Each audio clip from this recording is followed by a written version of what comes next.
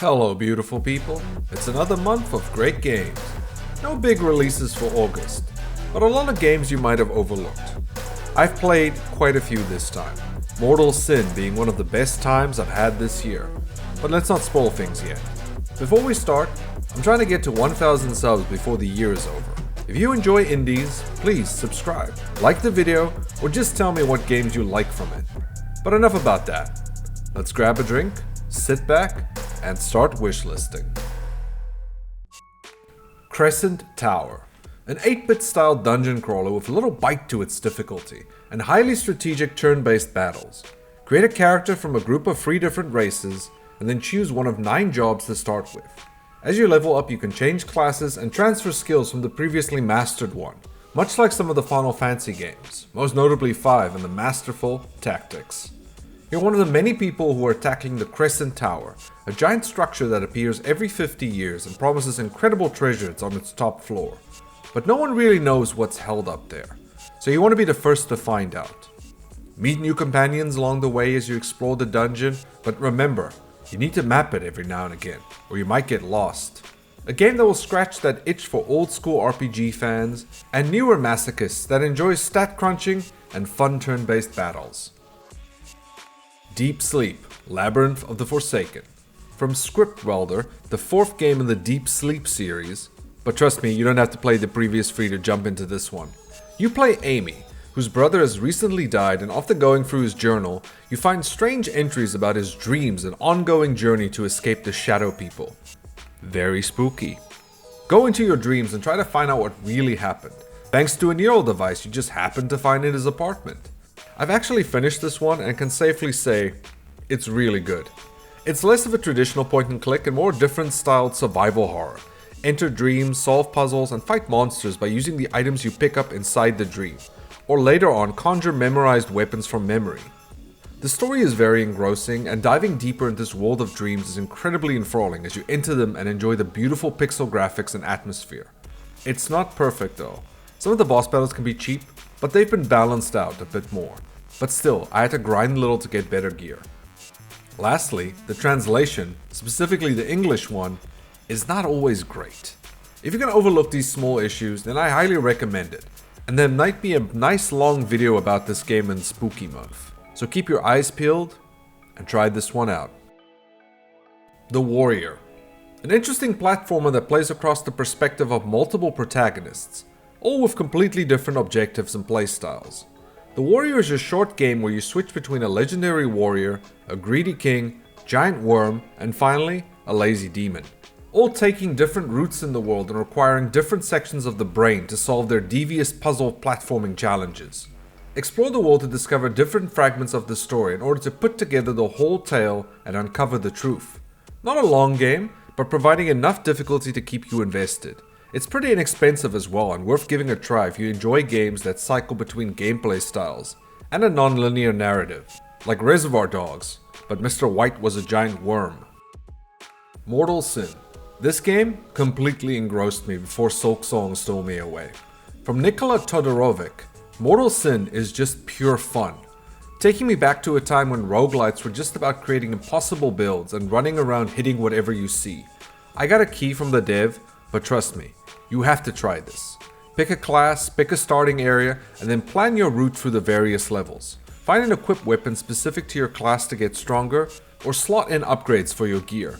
You can try to min-max or game the system, but why do that when you could just be Pirate John Wick?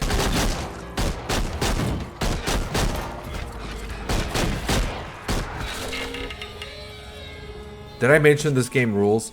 It does the thing I prefer in roguelites of not drowning you in unlocks. Instead, you unlock new classes at a good pace and the game will give you so much leeway in planning a route. Now, if the graphical style is a bit unnerving, no worries, you can tone it down to help you feel more at home with whatever style you prefer. Combat is brutal, fast, and fun. Chopping multiple enemies into bits never gets old as you get better at parrying and using your skills. It only feels more satisfying over time. A standout game of 2025 and a must-buy if you enjoy wild, untethered fun and plenty of replay value. Mortal Sin is going in my Game of the Year shortlist. And if you'll excuse me, I'm gonna do one more run. Herdling. Quick question. Do any of you remember Hurdy-Gurdy on the PS2? Now imagine that game, but good. Straight from Okamotive, the creators of the Far series, Far Lone Sails and Far Changing Tides, both games I would recommend checking out if you enjoy soaking in a great atmosphere, Herdling continues their design streak of relaxing and contemplative games. Guide a herd of creatures on a journey that will move not only them, but your heart. Frozen as it is in this dark year of 2025. Guide and protect your small group of calicorns, solve a variety of puzzles, and overcome obstacles in your path, in order to make sure all of you make it out on the other side.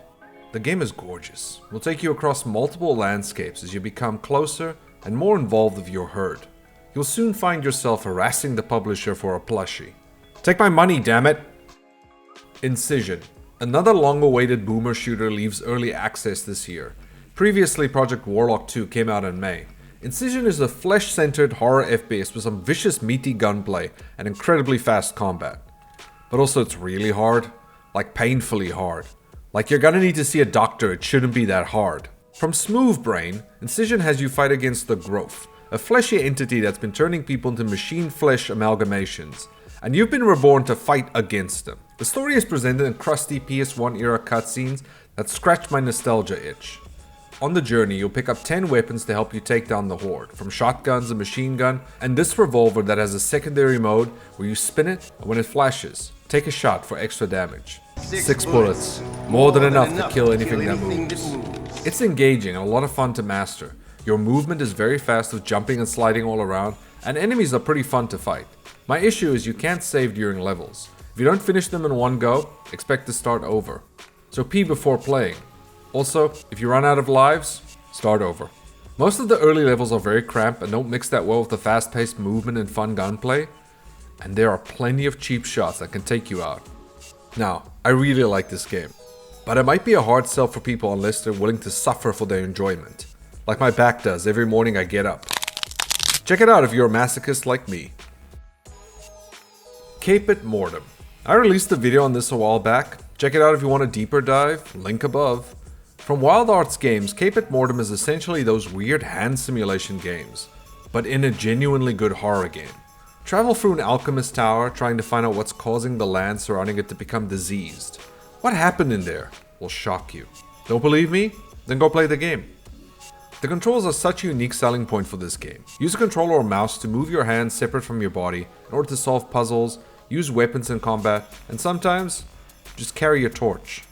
It's not a long game, but the setting, atmosphere, and involved control scheme will have you hooked the entire playtime. Please, go play it, and then tell them I sent you. It's a great game. Ooh. I don't know how to pronounce the title. In a year that's delivered some amazing Metroidvanias, this one stands out as being unique and wholly charming. From Nama Takahashi, developer of Elekid, another very unique puzzle platformer, check it out. You're a bomb caterpillar, which presents you with some unique challenges in life, but also unique solutions involving your bombs. Expect some head-scratching situations where you need to use bombs to move other bombs in order to blow up the obstacles, or even use bombs to move yourself around and get into some tight spaces or on a platform above. The key here is bombs.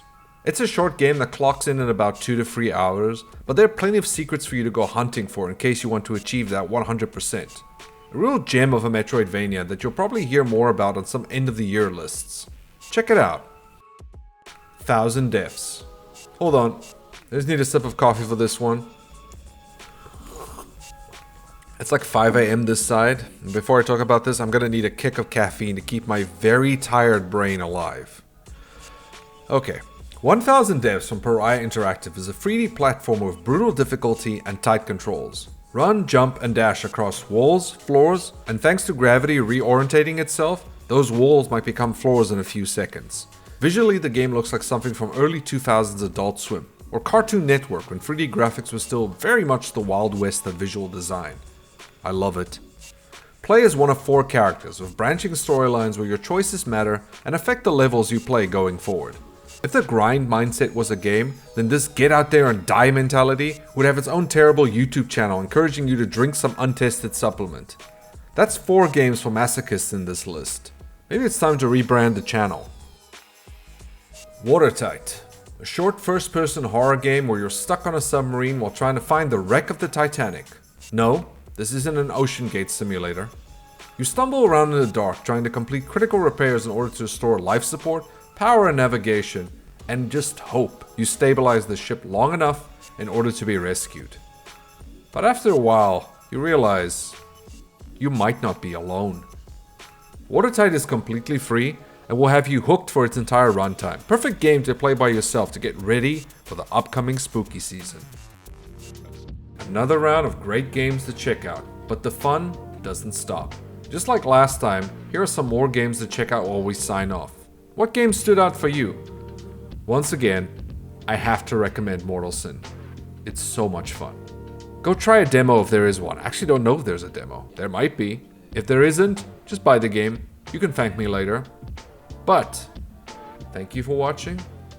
I hope you have a great time gaming, and I'll see you all next time. Goodbye.